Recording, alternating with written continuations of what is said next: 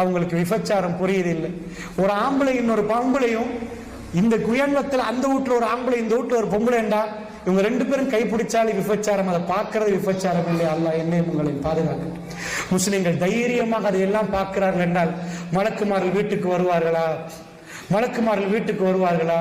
இல்ல, அவருடைய தொடர்புகள் எல்லாத்தையும் அவரோட பேசி, அவர் யாரோட தொடர்பு வச்சாரோ அந்த பெண்களோட பேசி நிலைமையை புரிய வச்சு நான் மெல்ல மெல்ல கலட்டி எடுத்து இப்போ ஒரு அந்நிய பெண்ணோட தொடர்பு பட்டிருக்கிறார். என்னுடைய சின்ன கடைசி மகன் ஐசியூல இருந்த ஒரு நாள், எங்க கணவர் இப்ப எங்க பிள்ளைகளோட மாதிரி பேசுறது இல்லை, நிறைய என்னோட இல்லை, அவருடைய கல்வி வேற மாதிரி இருக்குது. நான் கண்டுபிடிச்சேன், அவர் அந்நிய மதத்து பெண்ணோட உறவு வச்சிருக்கிறார். நான் அவரோட நிறைய பேசி பார்த்தேன். அவ எந்த வகையிலையும் சம்மதிக்கிறதா இல்லை, நான் அவரோட தான் இருப்பேன்னு முடியா சொல்லிட்டேன். என் மகன் ஐசியூல அவர் சொன்ன கதை, எங்க ஹஸ்பண்ட் அப்ப வந்தார் பார்க்க.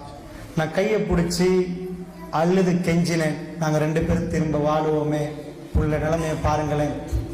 அவ சொன்னா, அல்லாஹ் புள்ளைய எடுத்துட்டான், குழந்தை மௌத்தாகிட்டு. அதுக்கு பிறகாவது எங்க கணவன் குடும்பத்தை பார்ப்பார நினைச்சா ஒரே ஒரு நாள் SMS போட்டார், பிள்ளைகளை பார்க்கணும்னு. எங்க பார்க்கணும், எப்படி பார்க்கணும் ஒண்ணுமே சொல்லல.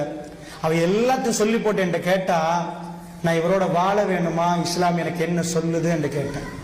அன்பார்ந்தவர்களை, முடிவெடுப்பதற்கு அந்த பெண் இவ்வளவு தூரமாக இஸ்லாம் என்ன சொல்லுது என்று கேட்க வந்திருந்தால், நான் கேட்கிற கேள்வி என்னண்டா, இந்த அளவுக்கு கணவர்மார்கள் மிருகமானவர்களாக ஏன் மாறினார்கள்? நான் கணவர்மார்கள் ஒரு பக்கத்தை பேசினால் மனைவிமார்களையும் ஒரு பக்கம் பேசணும்.